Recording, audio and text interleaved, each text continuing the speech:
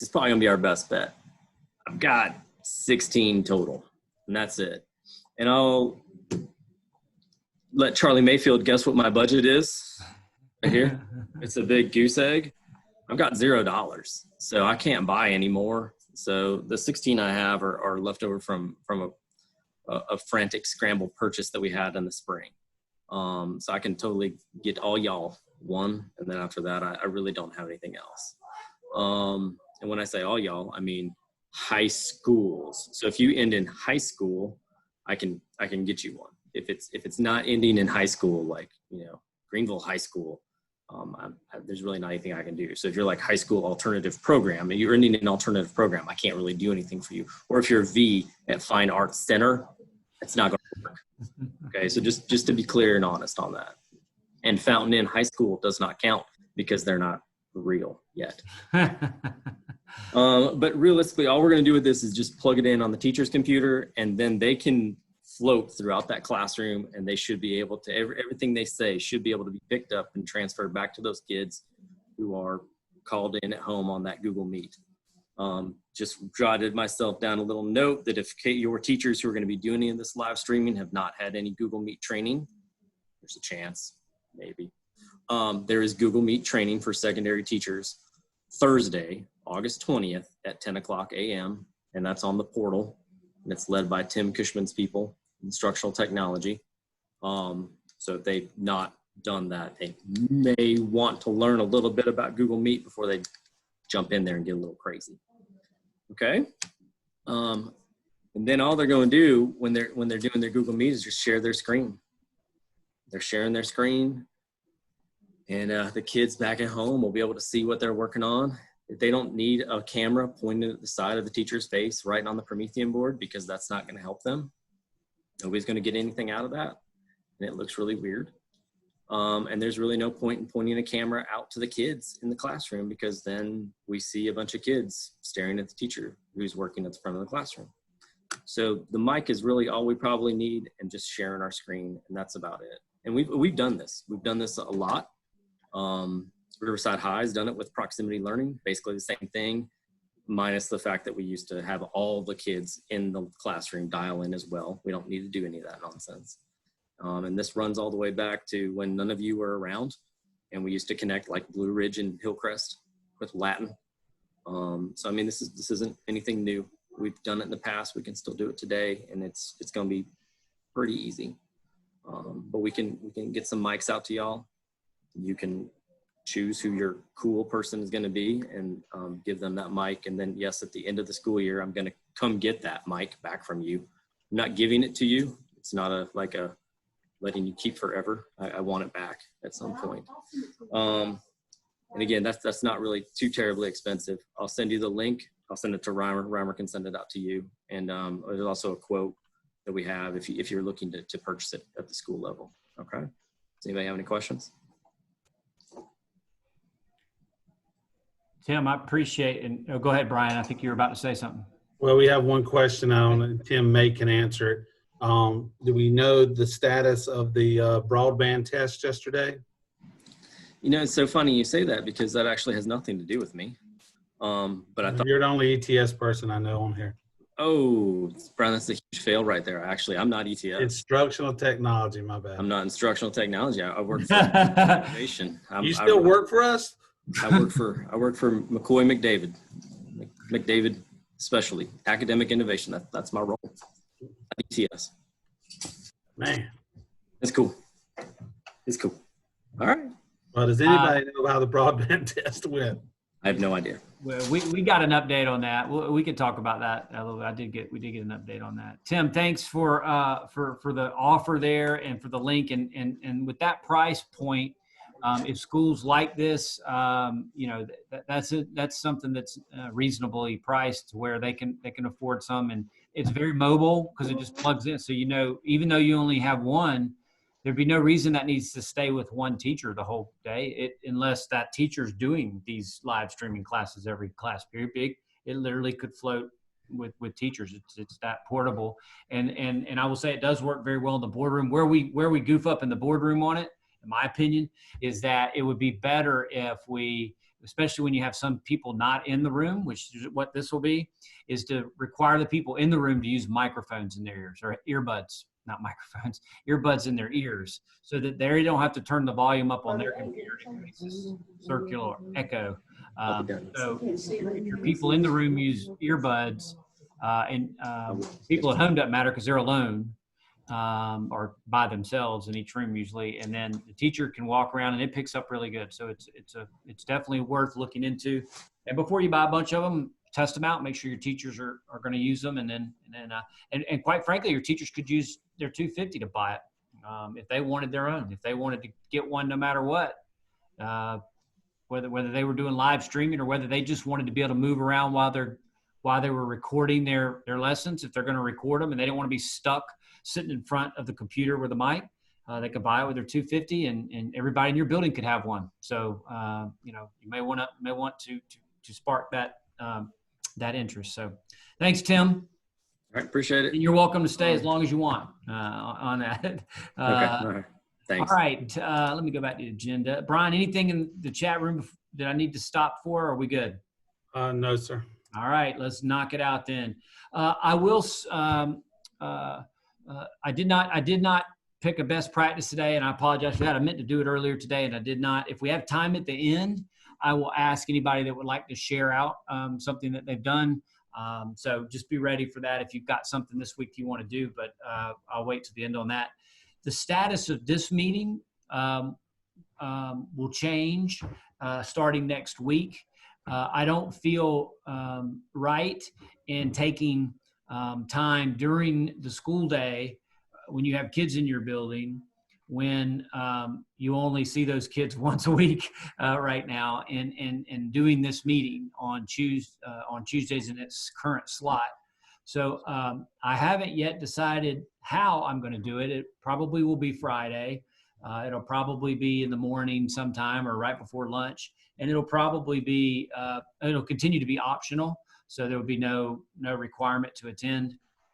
But I haven't officially finalized that thought yet. So, but I know it won't be on Tuesdays. So if you've kind of left yourself free on Tuesdays from 1 to 3, this will be the last one of those since kids come into the building next Tuesday. Now, if we end up going back to total e-learning, that may change, and we may slide back into the Tuesday slot. But I'm optimistic that we're not going to have to do that. So, a couple of operational updates. The attendance procedures have been approved, not approven.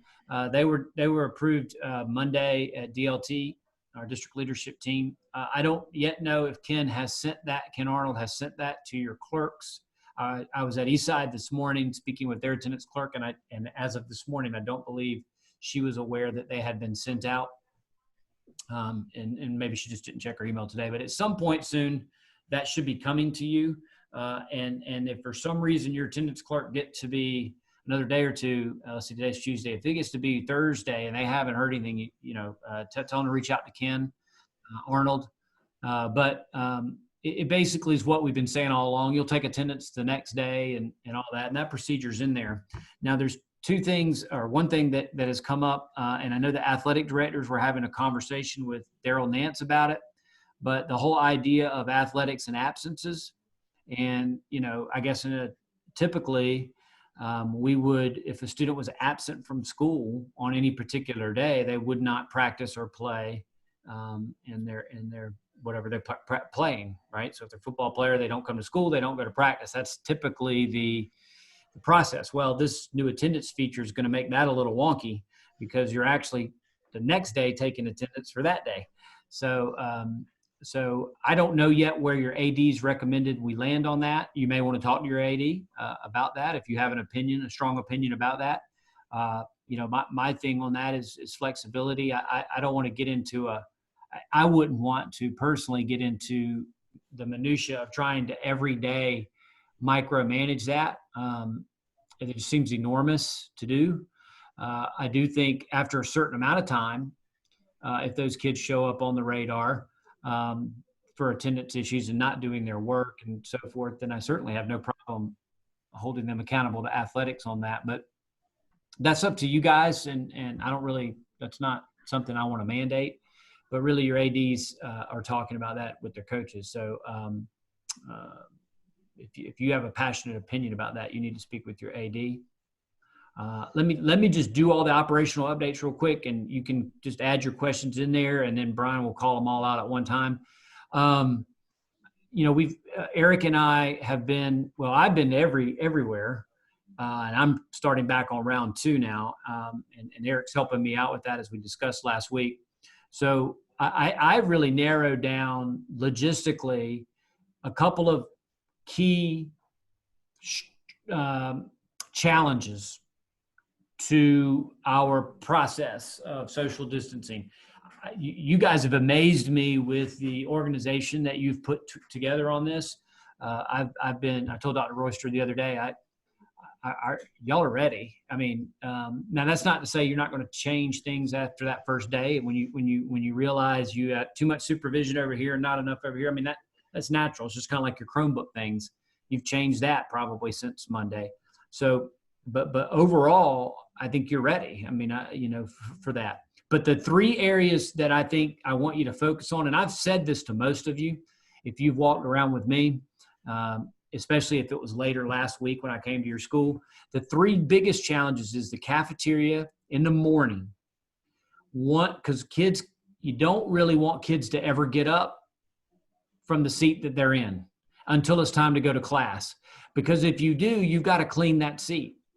And even if you clean that seat, you got to know, and I say clean that seat and table, you've got to know where the kids got up at. So if you got 100 kids in your cafeteria and 3 or 4 are getting up at one time and leaving to go to some other place that you're making them go to, you keeping track of that and cleaning those tables is to me enormous. It's impossible.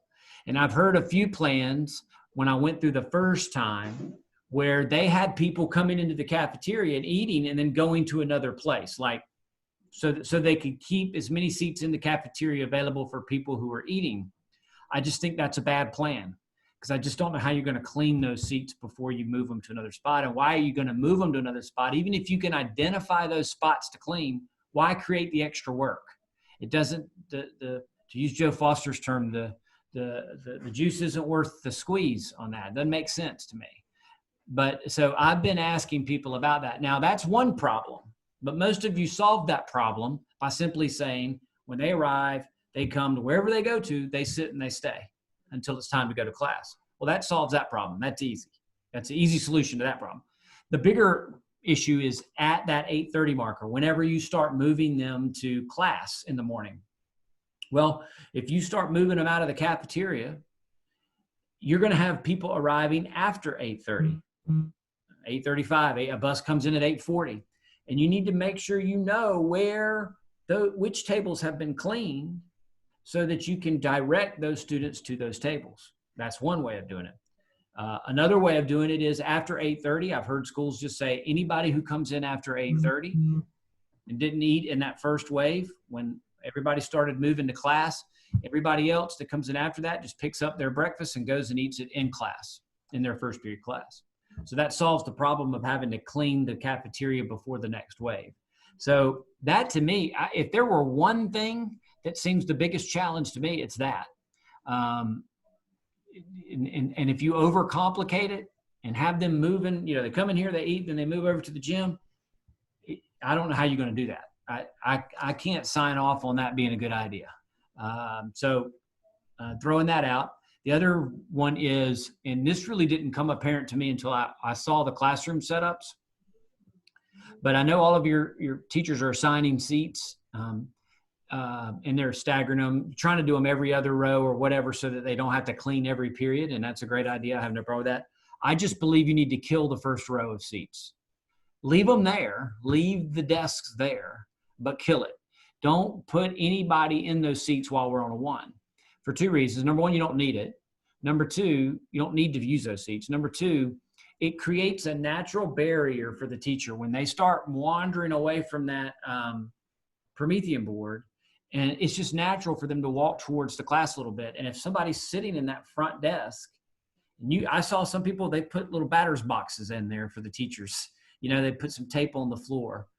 All that's well and good, but how many baseball games you watch where people don't stand in the batter's box? It's great to have it down there, but the practicality of it is just the natural movement of teachers is going to take them out of that box. So if you leave the first row desk there, the front row, the ones right in front of the Promethean board, and you just don't assign anybody there, it creates a natural barrier. The teacher can't walk farther than the desk that's in front of them, and that will keep them 6 feet away from the next person that's sitting there.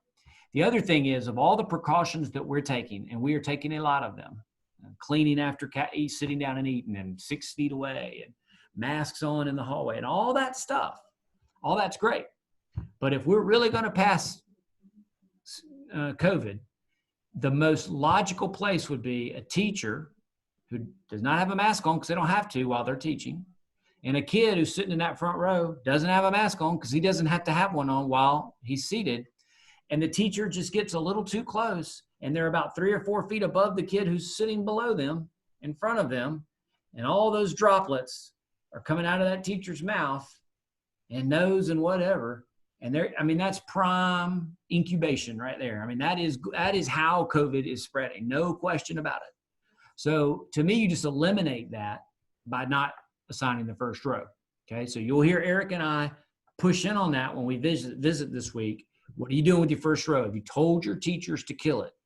Now, some of your teachers will tell you, I didn't kill it third period because to make third period to my fourth period back to back, so I don't have to clean desks in between. I didn't have enough desks in my room to be able to do that, right? That's going to be a logical thing they say, because even on a 1, they may have 12 kids in a class one period, right? It's possible.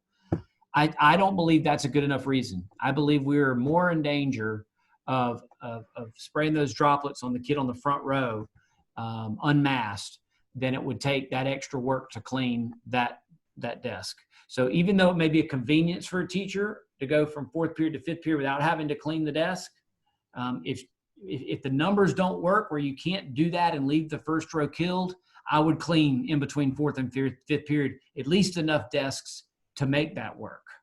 Because otherwise we are really in a bad spot of spreading COVID, in my opinion. And that's non-medical, that's just common horse sense. So kill the first row unless you just cannot avoid it on a 2. But on a 1, I cannot. There may be a situation where you can't kill the first row. I can't think of one. At least not the ones right in front of the Promethean board. Now, the far ends of the room on the front row, that doesn't matter because the teacher's not going to walk all the way over there.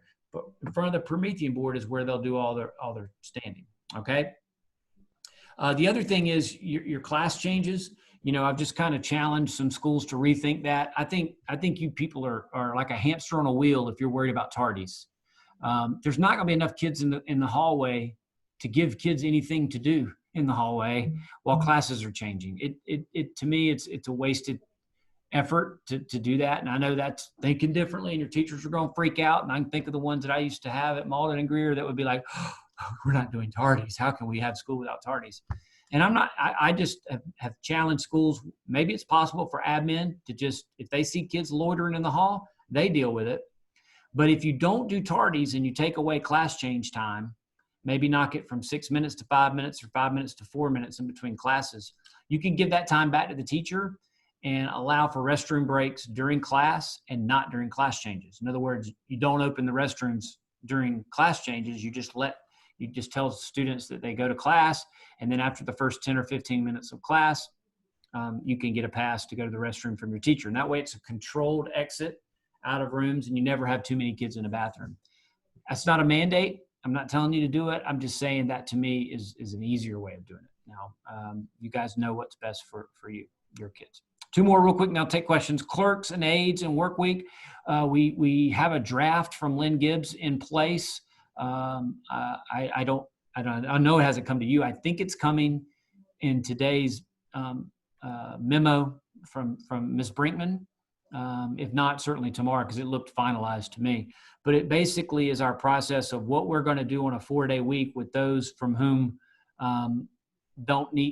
can't do their job at home on Fridays. Okay, so you're going to have some people like your secretaries, okay, and you, but you're not a clerical person. Let's use your secretary as a better example, non-exempt. So we've proven secretaries can work from home. I mean, that's been proven. So she could go home on Friday and work and get her, she could work normal hours Monday through Thursday. Then on Friday work normal hours, and she gets her 37 and a half. She's good, no problems. But you have these other groups of people who can't do anything at home, like a classroom aide. They can't do anything at home on Friday, maybe. Maybe your ISS person, they can't do anything at home on Friday.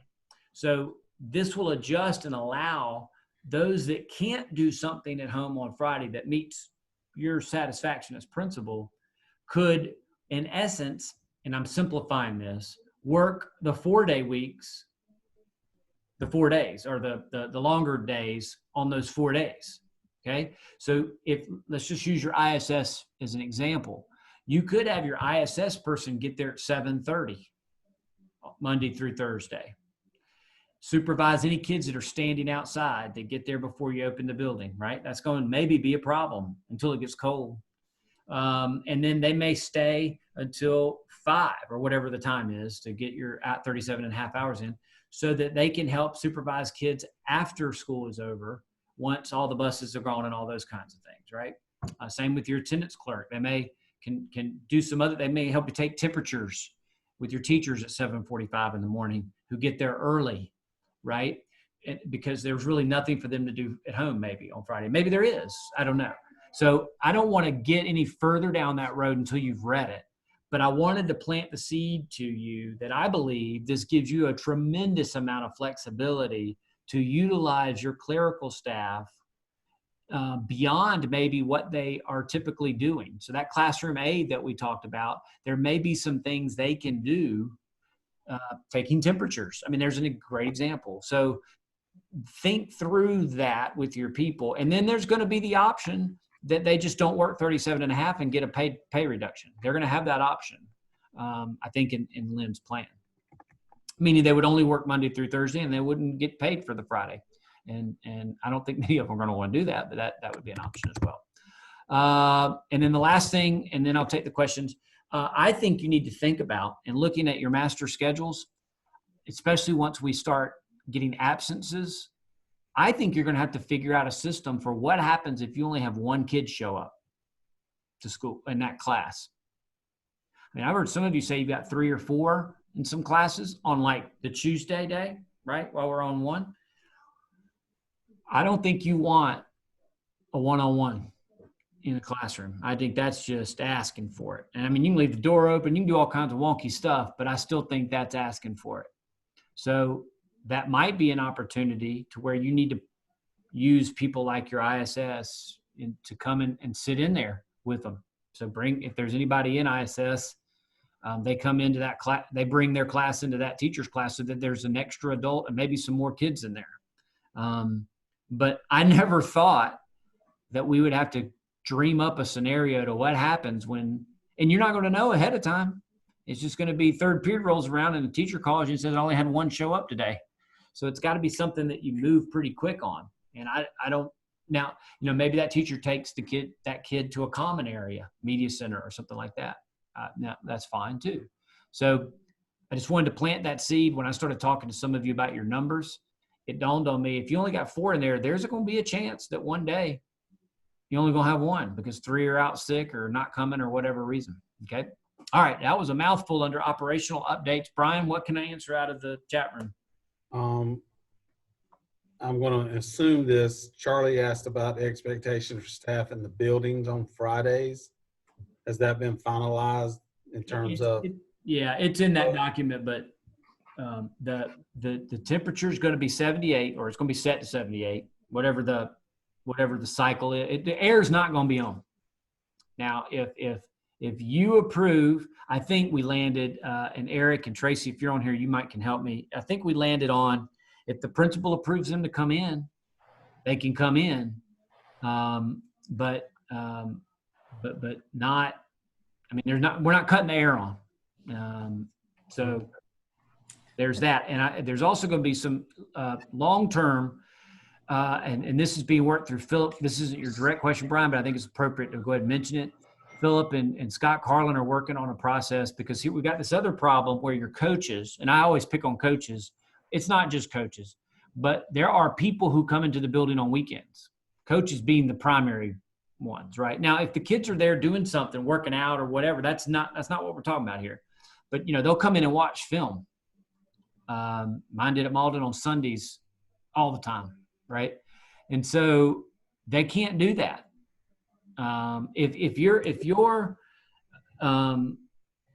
custodial crew cleans Friday night and disinfects bombs the right, and then you have a coach come in and they go watch film and walk the halls and sit in the cafeteria or do whatever on Saturday, somebody's got to come back and clean it again, or they got to clean after themselves.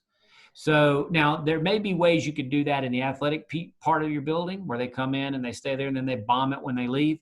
But y'all are going to need to probably work out with your plant engineers. Now, the good news at the high school, if I recall correctly, most high schools run a third shift. If that's the case, they could bomb it Sunday night prior to Monday morning. But I don't know if all of you have the third shift crew. I know the big schools probably do. So that needs to be a conversation with your plant engineer about when they plan to do that. And I think some direction will come out through Scott Carlin and those folks. But we got to be clear, whatever it is, we got to be clear that it's okay to come in or it's not okay to come in, because we can't have people coming in on top of the cleaning and not be cleaned again. All right, there you go. Scott, real quick. So there's going to be no air conditioning on in the main office on Fridays anywhere. It's all going to be raised to 78. So it's going to be okay for all of us to work from home on Fridays. Yes, thank you, Charlie. I didn't specify that, but yes, the I wouldn't say expectation, because that's the wrong word. That makes you feel like you have to. But we're certainly granting permission for everyone to work at home on Friday, and then depending on if there's even some people, there's talk about they could work at home, but they don't have a laptop. Like they could do their job, some of these clerks, but they don't have a laptop. And that's in Lynn's document that she's going to send you as well, some suggestions on how we can get them laptops if they could do their job. Like your ISS guy can't do his job on Friday, but some of them maybe could. All right, thank you. You're welcome, Charlie. Good question.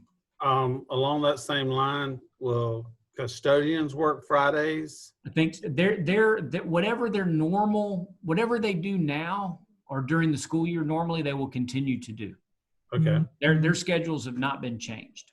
So for Fridays, provided we have athletics that normally would come in on Friday, there'll be no heating and air provided for.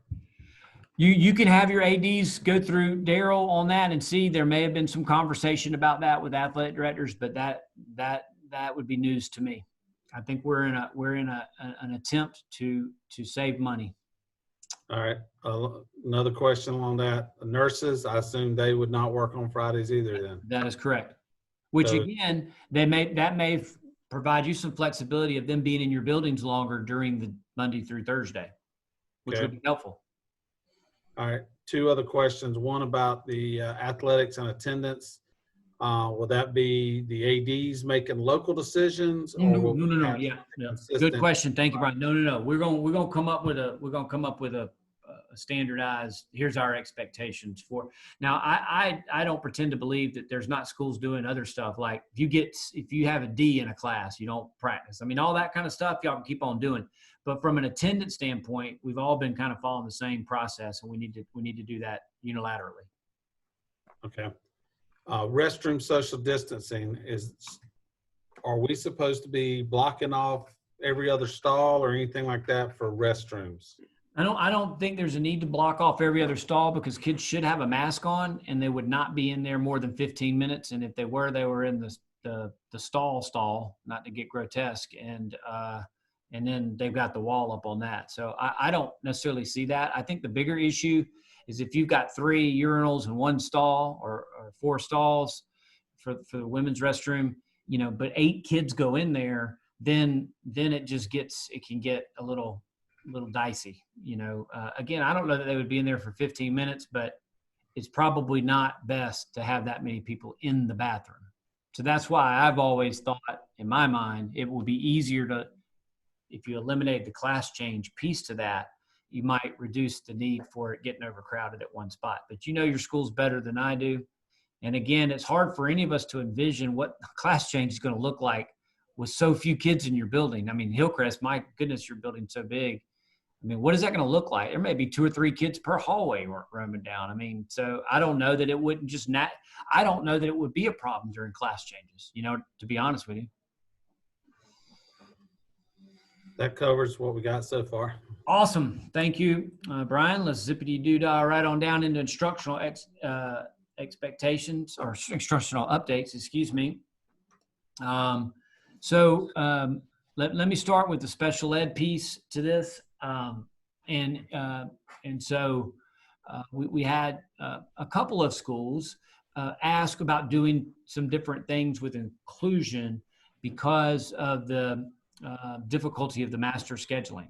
So I'm going to try to be as clear as I can on this, and then we'll turn it over to Tracy because I don't want to cause anybody heartburn that doesn't need to have heartburn yet.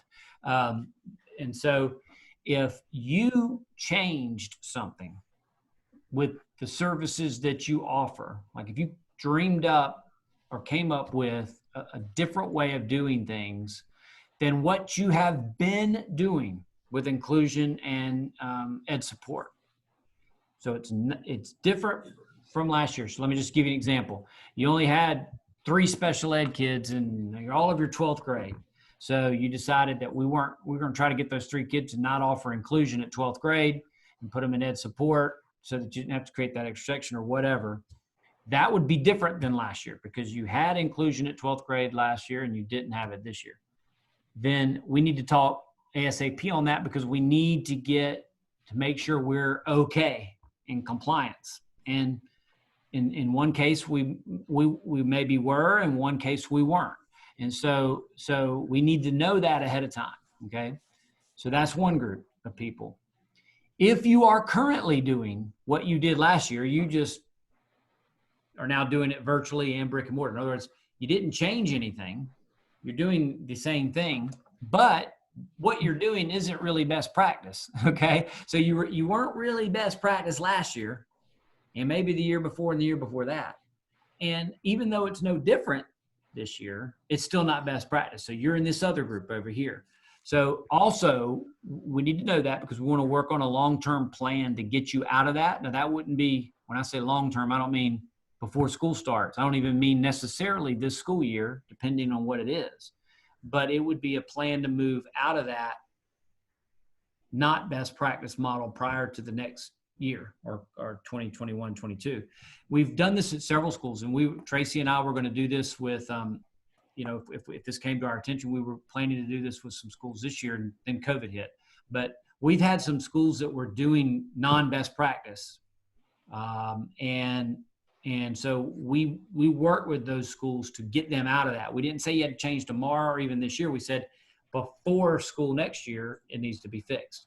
So it's those teams. So you will be hearing from your specialists. When I say you, it could be the principal or it could be your assistant principal. It doesn't matter to me how you do it. But your specialist is going to need to ask some questions, make sure that they're on board with what you're doing, and they'll report back to Tracy and I. And then if you're in either one of those 2 camps, we'll talk.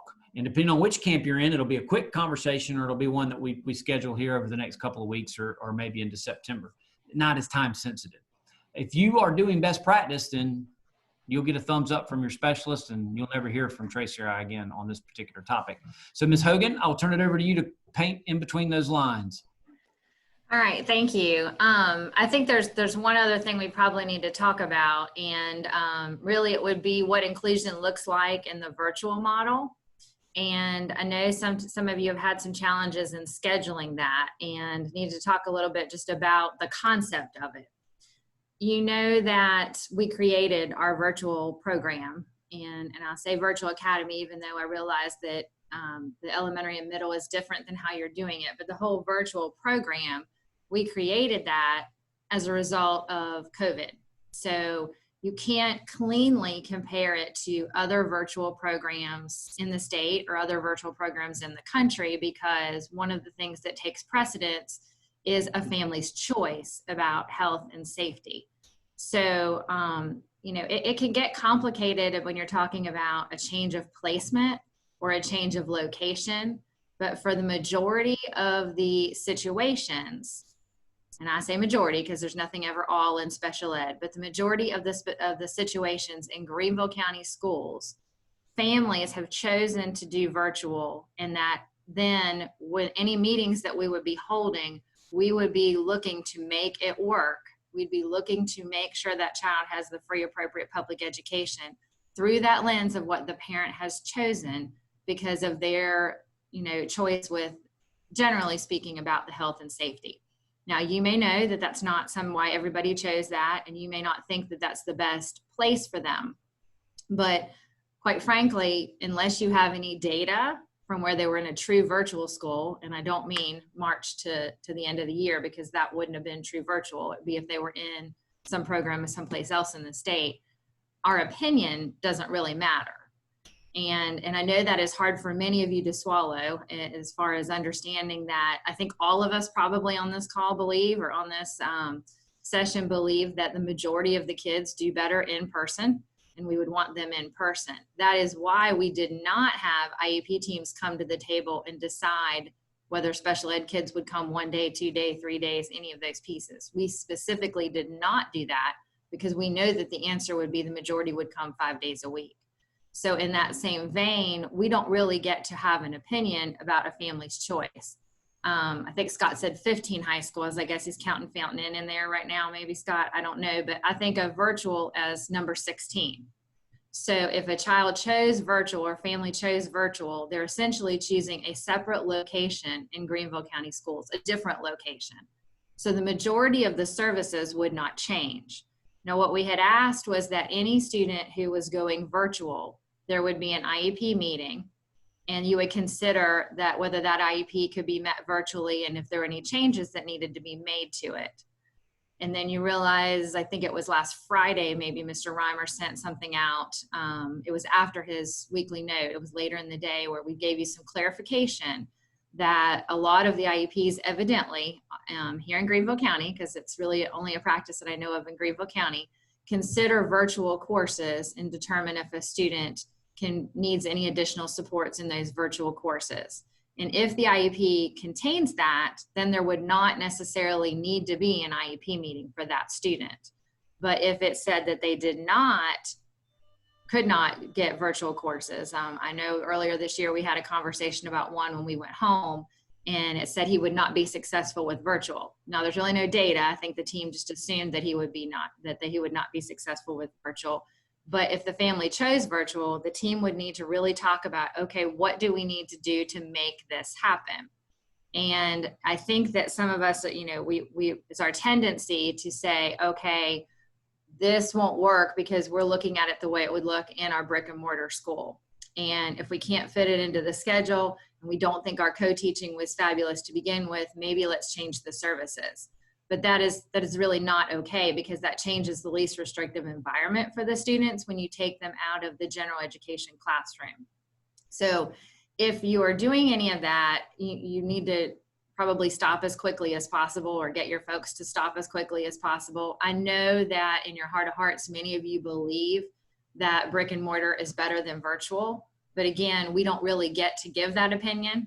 Unless someone personally asks you, but a family gets to make that decision here. And then the team, if they cannot replicate those services, then they would need to take a look at what the child needs to offer the services given that family's choice. But for most things, we can replicate that. And specifically speaking to inclusion or co-teaching, we can replicate that. When Mr. Reimer mentioned best practice, I don't think it would be best practice that we do it virtually or live, that the teachers in the classroom and that we stream them in and get permission to do that. But that is certainly an option. There's also the option of where you guys had, where you had your other courses where you had just a few singletons and you were trying to put them together. There's certainly the option of doing that as well. So I wanted to go ahead and throw that out to you when we learned that that had been some of the concerns that were out there as far as scheduling. If you're having scheduling concerns, it would not be, a solution would not be to change the IEPs to meet the schedules. So are there questions, concerns about that? Better ways I can try to explain it if there's a problem?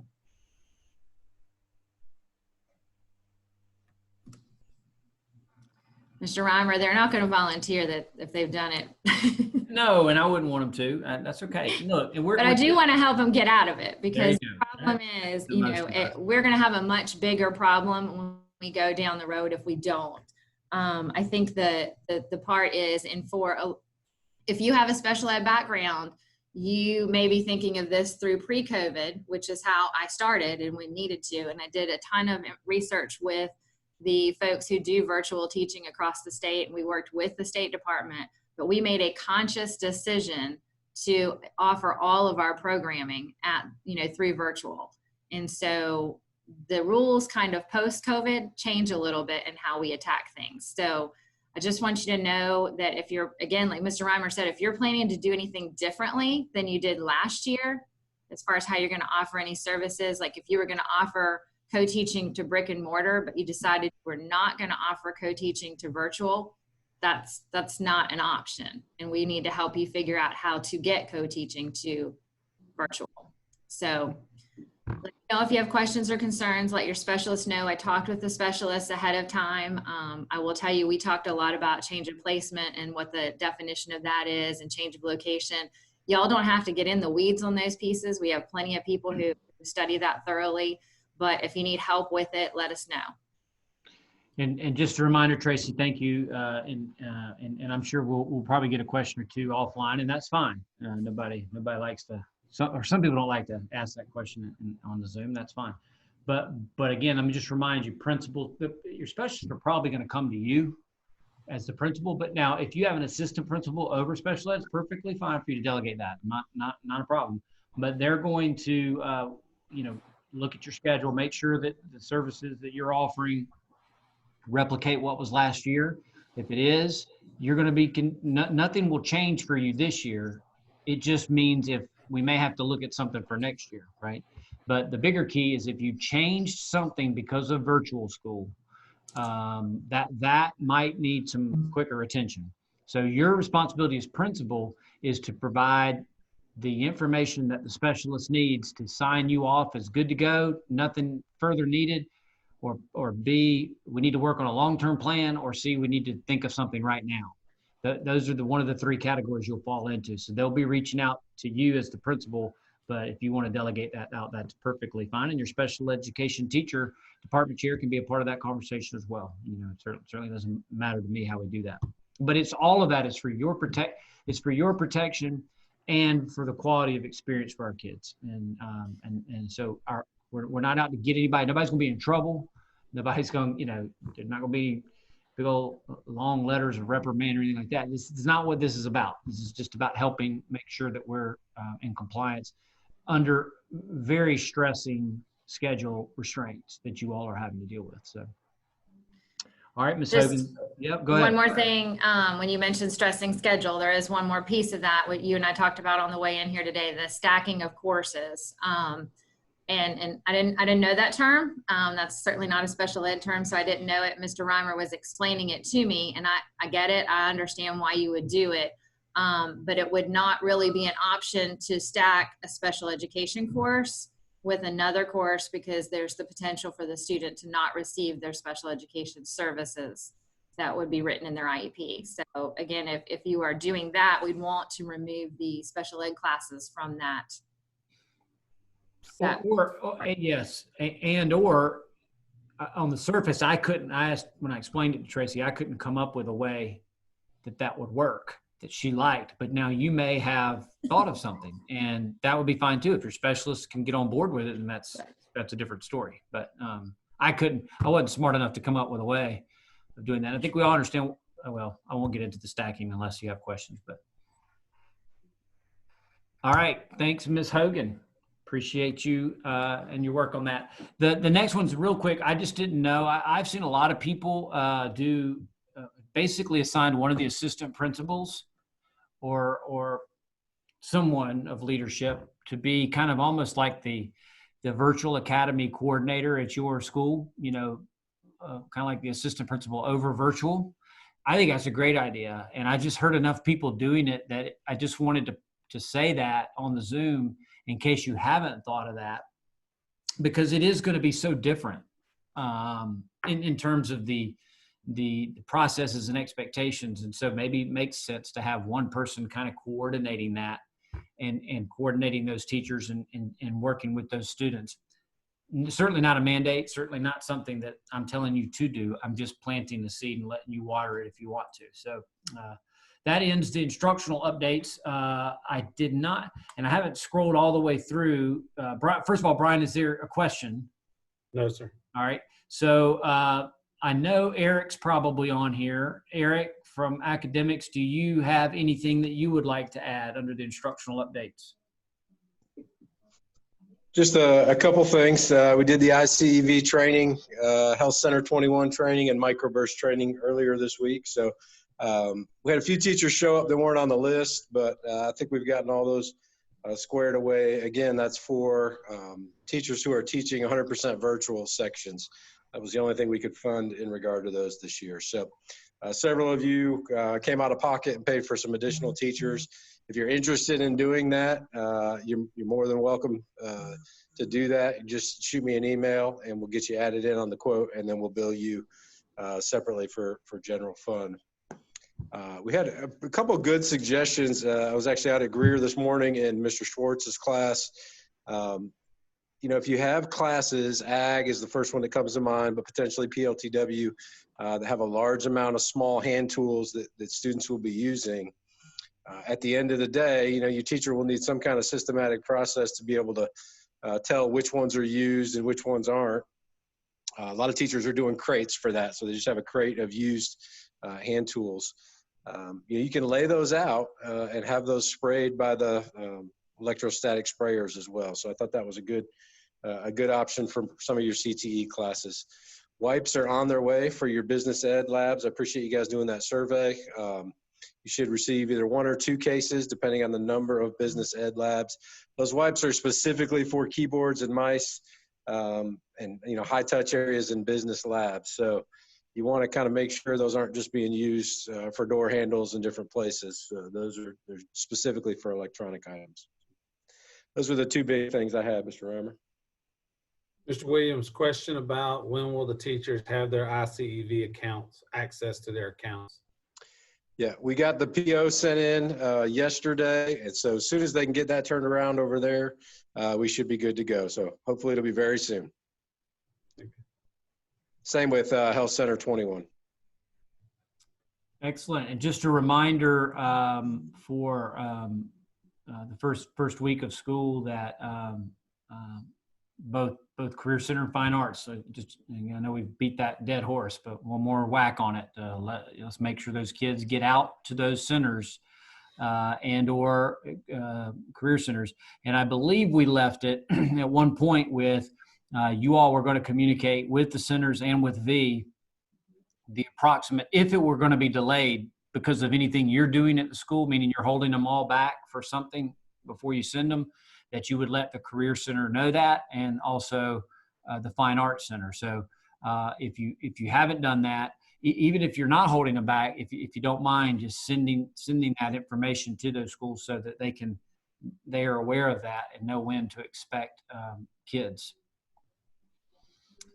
I scrolled through, it's been about 10 minutes. I did not see Charlotte, Tanya, Franca, either on here, but I wanted to make sure you weren't before I moved on. If either of you are here and have anything you would like to say. Okay, great. Brian, any other questions or can I move on? Move on, sir. All right. Man, we're doing good today. Real quick, I say it's a reminder. It goes back to the very first slide. What we've got here is a failure to communicate. I know that the virtual school thing has been really bumpy. I understand that. We all do. Karen Cap and I have had that conversation. We own that. That's on us. not you. But I was asked to reiterate to you or remind, and I may have told you, or it may have been communicated, that once you've approved someone for virtual, so that waiting list or whatever, then that they need to now be a part of your communication process. So the virtual people don't go back and tell them that you accept them. They don't even know that you accepted them. I guess they assume it if you don't deny them. But so if you accepted the kids and they're coming into your virtual world, you need to let them know that, either with a phone call or email or whatever to them to say, you've been approved, here's your schedule. I don't know if you're going to give them your schedule or check backpack for your schedule or whatever. But there is no additional communication coming from that group that was working on that. Now, speaking of virtual and the color changes and all that, you're getting to the point where you just can't make things happen. I mean, not until the bodies hit the building. And then once the bodies hit the building, maybe you can. But I would venture to say you're pretty much at a spot, unless something just jumped. I was talking with Riverside this morning, and they had, I think Erica said maybe 6 or 7 color code request changes, and 2 or 3 of them were great. That helped them, but 2 or 3 of them they couldn't do, and that's fine. I mean, we're at that point. They've missed deadlines. That is what it is. So you have to make that call, but you need to try to say yes. It's always what I've said is just give yes a try. Don't let the no be because we don't have any time to deal with it, which I know you don't have time to deal with it, but that's not the reason for no. We already talked about the mics and live streaming. Okay, Berks students, brick and mortar in person. Okay, I'm not sure, there was something that while Eric was talking that made me, one other thing, I'll get back to chat. This wasn't on the agenda, but just a reminder, and I think Eric's up at Blue Ridge now, or that's where he was headed. But Eric and I are going into all schools again this week, and to some degree next week. I will send principals a list. We're doing it different this year. So some of you drew a very, very short straw with me. So the way it works this year is that all of the district people that normally came to you on the first day of school, that's still happening. I got all high schools this year. So 4 of you drew me, you drew the short straw. But here's the difference. We come every day because you have 4 first days of school, basically, because it's a different person each day or a different group each day. I don't know how the other people are going to do it. They're probably going to reach out to you and let you know that they have you as a school. It was very clearly stated, very clearly by Dr. Royster. I mean, it came from Dr. Royster's mouth. When I say very clearly, you always assume that means Dr. Royster. That his expectation is that you don't have to do anything with them, meaning you, the principal. Nobody has to do anything with them. If everybody's running around like a chicken with their head cut off, the front office person can say, you're welcome to walk around, go see. And they were told to go into the buildings, not just the offices. We'll see how that works for some of them, but you don't have to stop what you're doing to do anything. So they know that. They were told that. So don't feel obligated to do that. And then I will talk to the 4 schools that drew the short stick. If I can remember them, I think it's TR, Eastside, Riverside. Eric, you remember what my other one was? It doesn't really matter, but I'll let the 4 schools know. Eastside, Riverside, TR, Blue Ridge. So those are my 4. So I'll be there every day at some point. Obviously, depending on how things are going at your school, it'll be quicker and quicker each time probably.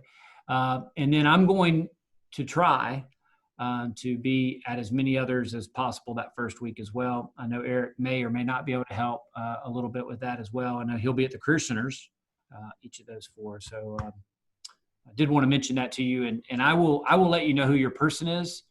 And if it's me, you already know, but I'll share that with you all so that you know who's coming. All right, I'll pause. Questions for master scheduling or otherwise? Brian? Question, is there an actual end date to these change requests? Are we talking about colors or are we talking about virtual? Or both? Both. I don't know the color. I don't know that it will ever. I don't know that people will ever quit asking for, especially with the virtual. I have a feeling we're going to have a lot of kids come back to school and they're going to see it and go, I don't know if I want to be. And then I think we're going to have it the other way. I think we're going to have virtual kids that go, oh man, I miss being in school.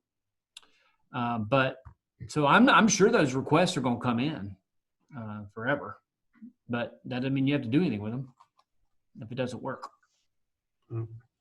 Other question is, did we ever get any clarification on what has to be shared with students the first week?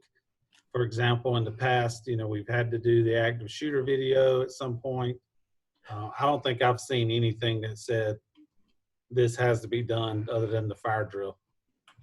Thanks for that, Brian. I meant to put this on the agenda. We had that come up in DLT. There was a proposal put forth to eliminate the need early in the year to do the active shooter video, but that proposal did not make it through committee, if you will. So you should be getting. I don't know why. I'm glad you asked, because there should be some communication coming out about that. I don't think it's the first week though, Brian, which would really be the first day. I don't think it's that. I think we have some leniency in that, but I don't think we have. I know the expectation was still to go through that process. So I will use that as a circle back for you guys and get an answer for you on that. If it's not in today's memo, I will get it to you. Can I add something to that as a possibility? Instead of us chewing up 4 days of a class period to show this to the whole school, would it be possible for our teachers to give it as an assignment on their Google Classroom and have a way for kids to verify they watched it? Because you're talking about burning, when you only see the kids 1 day a week, you're going to burn a class period showing that video. You're going to kill that kid's one class that week. And we're I will ask that. That seems like a reasonable request to me, Brian. I'll ask. Okay. Along those same lines, I think it was on yesterday's critical question memo. I don't know, whatever, one of those 500 memos we read.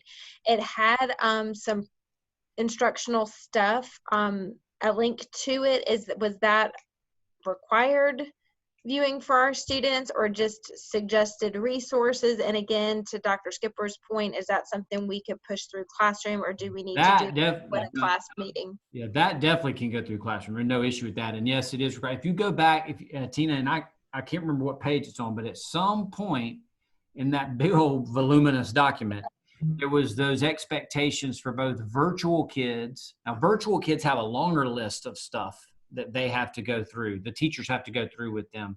But some of those were applicable also to e-learning or your brick and mortar kids.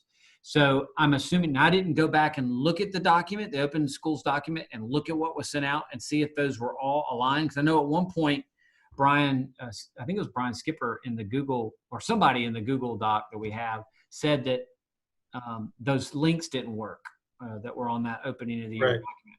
So I don't know if those line up.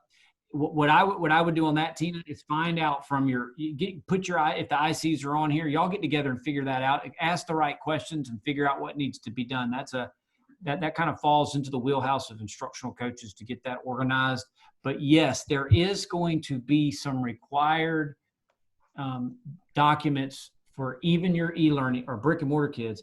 But all of that, the only hesitation I give about active shooter is because of the sensitivity of that video. All of that other stuff can be done on their e-learning days. Absolutely. Don't use your brick and mortar days for those. Mr. Rahman, can I just repeat what you said about the virtual school waiting list to make sure I heard it right for the communication?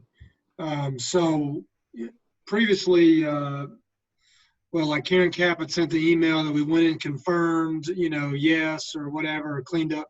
And then last week there was that the new waiting list. Yep.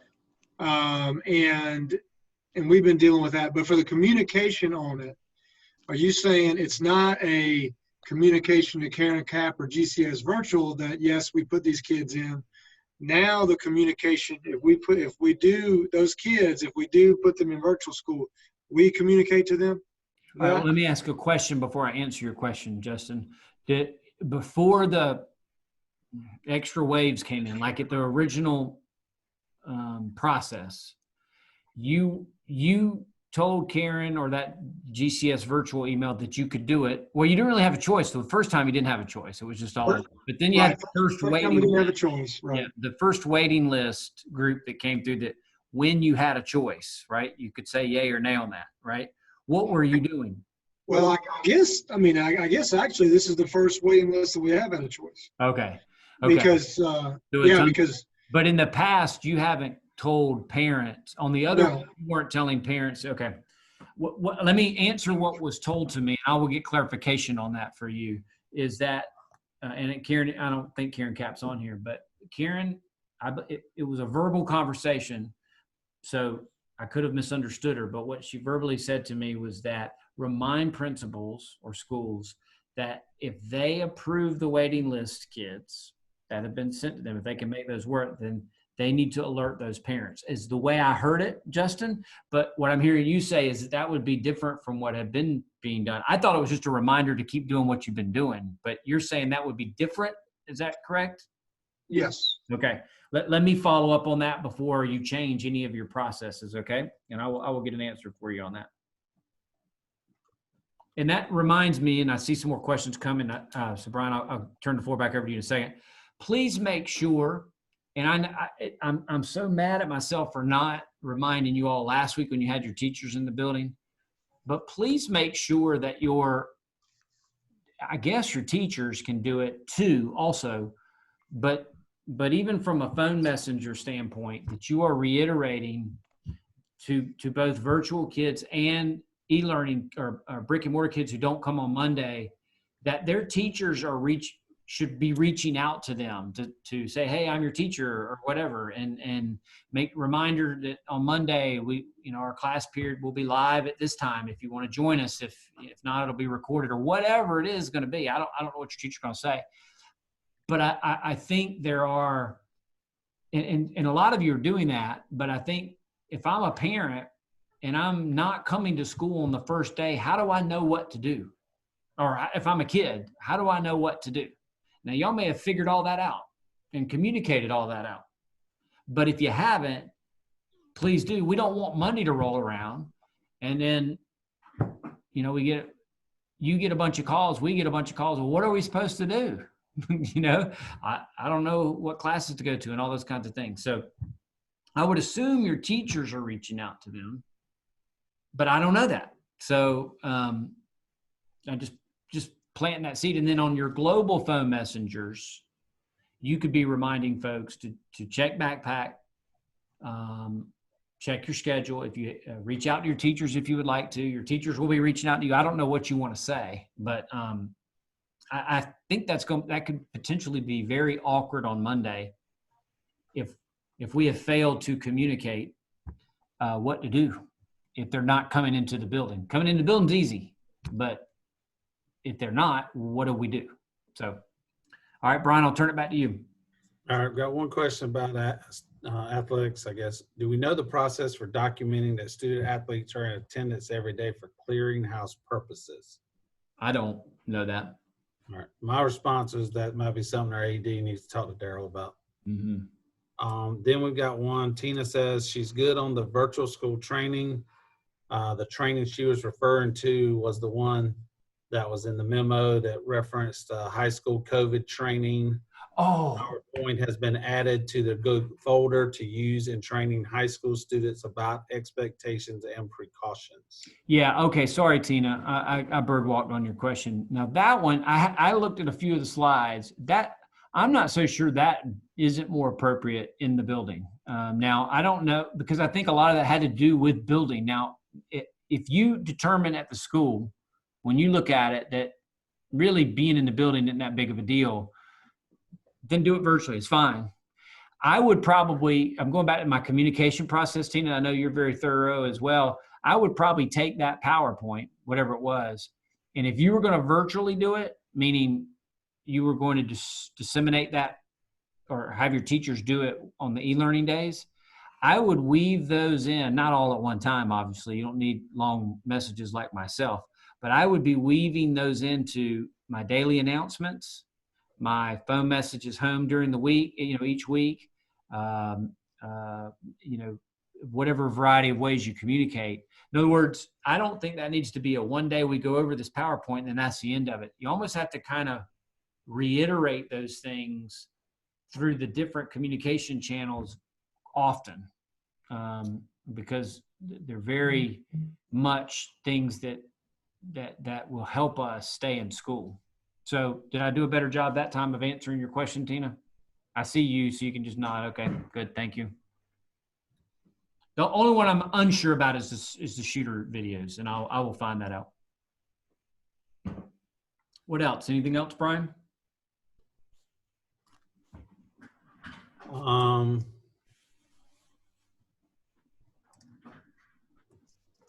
About ETS, it's kind of to your point about communicating, about getting our Google Classrooms populated, because, parents are asking what their kids need to do.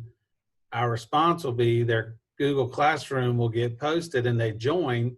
Then we're getting 1,000 questions because they hadn't shown up yet. I think Some kids are showing up, others aren't, and our teachers' classes aren't populated yet. I think some of that issue is coming to a conclusion, Brian, because I believe the issue was the K-8 virtual and getting those teachers and sections finalized, which I saw an email that says that's done today. The Google Classrooms would then be populated I think it was Wednesday. And so my understanding of all that is that ours have been ready. I mean, if your schedule's ready, but I think it all goes or all doesn't go. But there was a specific timeline on that, and I think it's tomorrow. So you should see. I know you've got a child in school, so you might want to just check to see tomorrow. If we get to about noon tomorrow and they are not, you don't see anything in Google Classroom, or your teachers don't have them, or whatever, the population, the kids aren't in those, somebody shoot me a text or email and I'll follow up. But there is a timeline this week of that. No other questions at this point. Awesome, Dawson.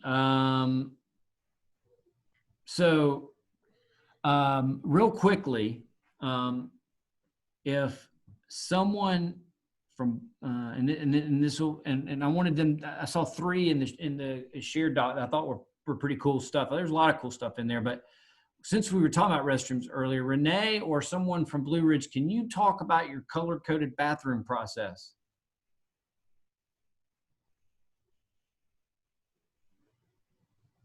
I may be the only one on here today. There you go. Abby, welcome to the fire. Abby Cook is the new assistant principal at Blue Ridge. She's formerly a teacher at Wade Hampton. And according to the text I just received from Mr. Williams, you get the luxury of walking him around the building and showing what you're doing. So Abby, was this part of your understanding? Are you able to describe that to us?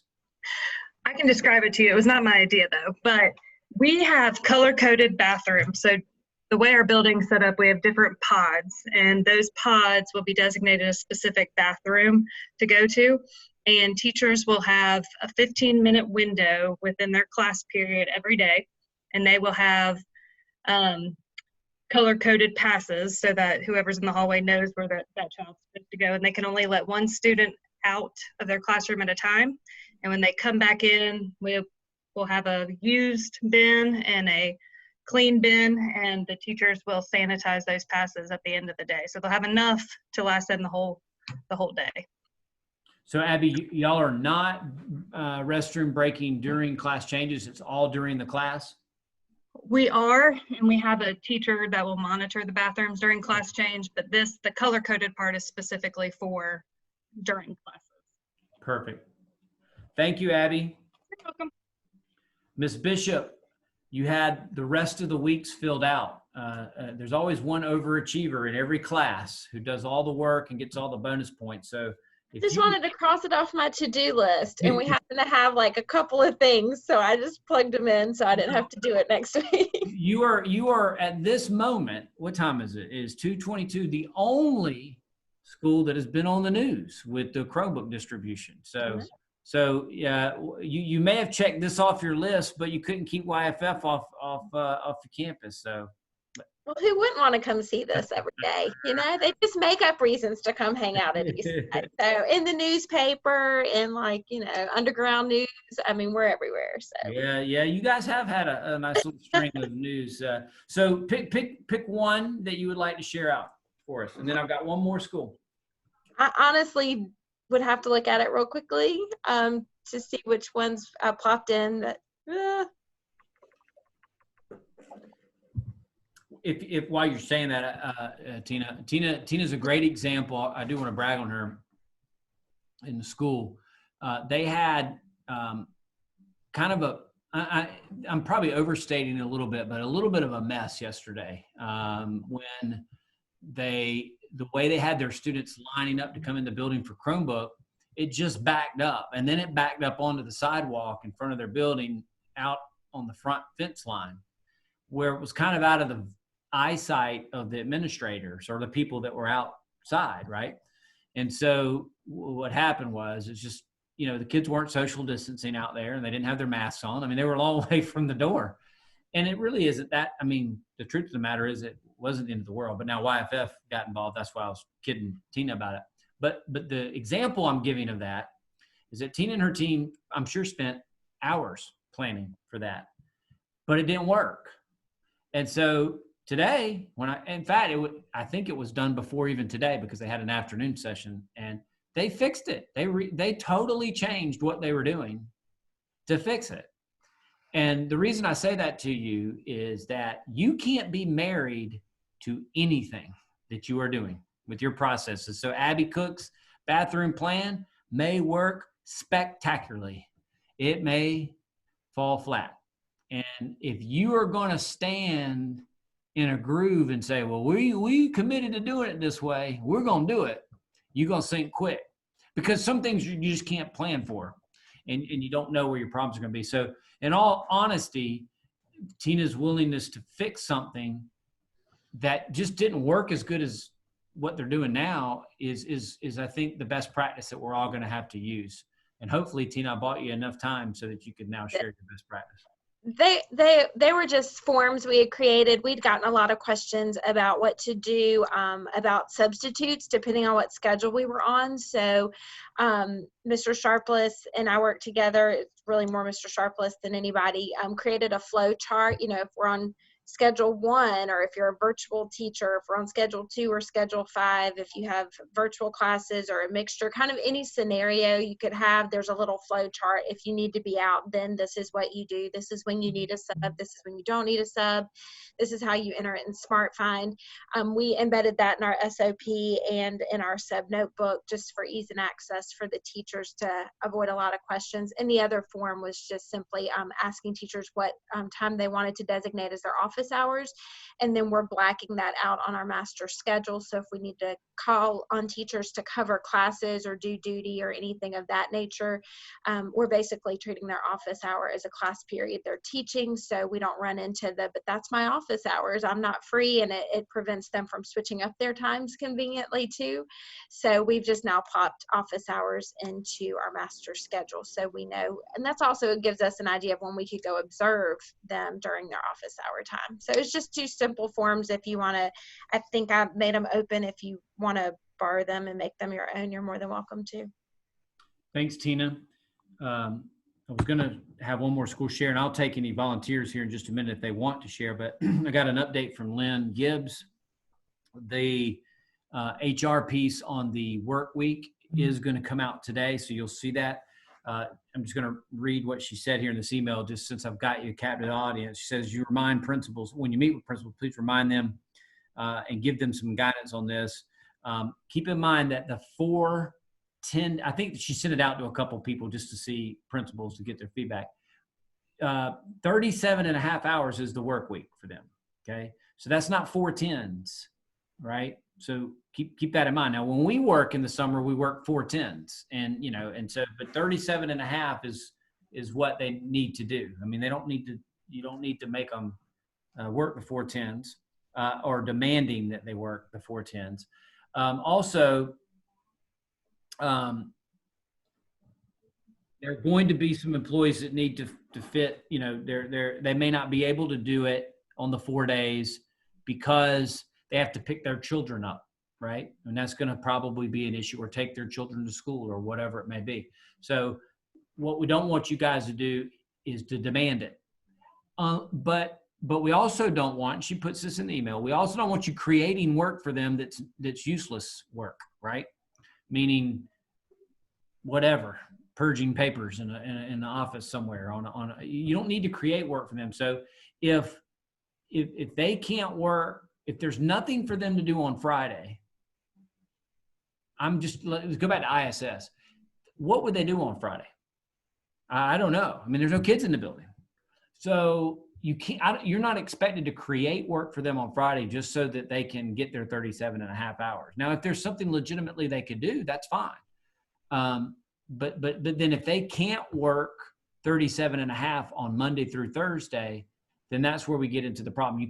I don't want you to demand them to, especially if they can do some stuff on Friday. All right. And then the final piece of that, and I failed to mention it, I think it'll be in this document, is that it is expected that the phone calls are being answered on Friday. So now we've figured out that system of getting that thing forwarded to your secretary or whomever is going to answer the phone. But see, you might have clerks whom can assist you with answering the phone on Fridays and work Friday. And they can just have it forwarded to their home. So that way they don't have to come into the building if it's too hot. I mean, if it's too hot for them or unbearable for them to be in the building. So anyway, that was just a brief update that I got while I had you. So let's let the document speak first. So read it when it comes out, because it may have even been changed since I've last seen it. And then we'll ask the questions as they come up from there. And you can throw them into our Google Doc after you get them, and I'll call in and walk through any of the questions once we get the document. Does anybody else have any share or anything for the greater good of the group that you would like to either share or ask? Scott, I was asking if there was anything with Google Classroom you could do with ETS, asking if trying to get that populated for the teachers. Yeah, you may have not heard earlier, Jason. You may have had to step away or whatever. But somebody walked in. I think Brian may have set me up. He said to ask. It was all pending the K-8 virtual, and there is a timeline this week where Google Classrooms are going to go active. I think, and I could be misspeaking, today was the last day to fix everything. Tomorrow, everything was going to go live. I think you're going to see all of that tomorrow. But I do need you all as a group to police that. If you don't see it by about noon tomorrow, somebody text or call me, and I will most certainly get with the ETS and get that populated. No worries. Brian was talking about my last question. I didn't catch that. My bad. And this may be in Lynn's communication, just so don't worry. But there will be some people who, like I was thinking of ISS, lots of ISS are coaches. Coaches couldn't work till 5:30 because they'll start practice. Then ISS also on Fridays wouldn't have anything to do. So it won't be their fault that they couldn't work the summer hours, but they won't be able to do things on Friday. I assume Lynn's thing is flexible enough that we can try to figure things out for people. Oh, yes. But the flexibility is in your corner, okay? The rigidness is what she doesn't want. She doesn't want you to say, you can only do this. You must work these out. If you guys can come, if you and your employee can come to a solution to which they do not owe hours. Here's the thing. We just don't want them owing us. There will be no owed hours. Either they can work it under your plan and your flexibility, or they can't.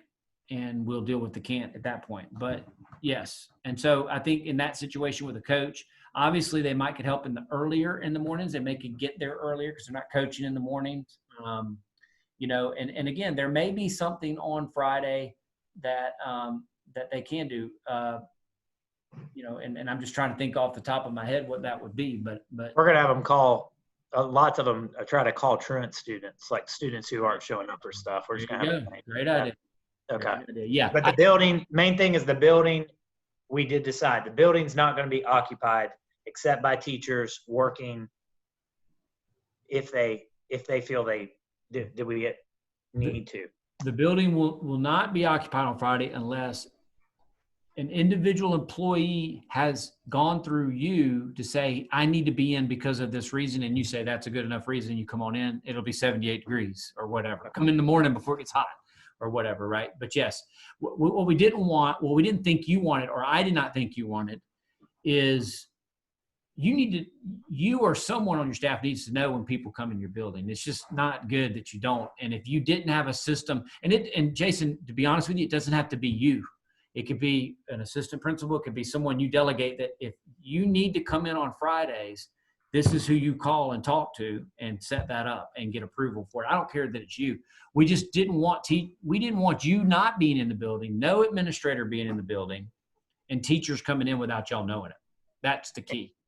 And it won't be like the summer where if a teacher was in the building, administrator had to be there supervising. No, not necessarily, because your custodial crew will be there. I mean, they'll be there, and the alarm should be off because of that. So I don't think that's an issue. I just don't think you want people randomly going in there. And here's the thing, even beyond all of that, Jason, it is that wherever they go, it's going to have to be cleaned again. So the bottom line is you really need to think through with your plant engineer if that's going to, as I talked it out, it kind of made more sense to me to do the big fogging on Sunday, where you just don't have to worry about it until then. But you have to work with your plant engineer on that. All right. Well, the Tuesdays, we'll put these to bed. This will be the last one unless we go back to e-learning. I appreciate. One other question. Yep. Oh, man. I thought we were done. No, I'm sorry. Go ahead. So if we don't have to be there on Fridays, do the people have to be screened when they come in? And who would do that if? It's a good question. Good question. I hadn't thought of that. I got it. Let me make that note. I mean, whoever screened the custodians could do it, but I mean, we didn't talk about that when we were talking about opening the building. And to be honest with you, Brian, I think if Burke was standing behind me, I'm not quite as blunt about it, but I think it has to be. I think it should be more rare than standard, because unless they just can't do something from home, or to Jason's point, if it's somebody who doesn't have a computer or and we can't get them a laptop or something, because even that ISS person can make those calls on Friday from home. I mean, they don't have to be in the building to do that necessarily. But if we felt like they needed to be, that's fine. But I assume they would need to be screened, even though in that situation they probably would be totally isolated from everybody else because nobody else is going to be in the building. But I will ask that. It's a good question. And Mr. Reimer, were you able to bring closure to the school secretary's concern about the directive to work this week for pay, and now they're being told it'll be comp? Do we know if it's comp or pay for this week? I think that's in the communication that Lynn will send today, Joe. If it's not, hit me back up and I'll call Lynn. But I think all that was cleaned up, will be cleaned up in this communication today. All right, thank you. Mm-hmm. All right, thank you all. I'll send out kind of a directive of where this meeting will head to, but you can pretty much count on Fridays. And again, it'll be the same as it's been, open to all, required by none. And we may even take off the requirement of every school. I don't know. We'll just have to see. I got to think a little bit more about that, but it will not be next Tuesday. That is for sure. Reimer. Ms. Hogan doesn't want you to end the Zoom. She needs to talk to Ms. Huffman. Okay, so you're going to just stay on and I'm not going to end it? Is that what I'm hearing? Yes. Okay. Yeah, or give me host, whatever. She had some questions. Well, obviously, Riverside has done something stupid. So no. Now, all right, I'm making you co-host, Hogan. Hopefully that means I'll be able to leave. Yeah, it will be.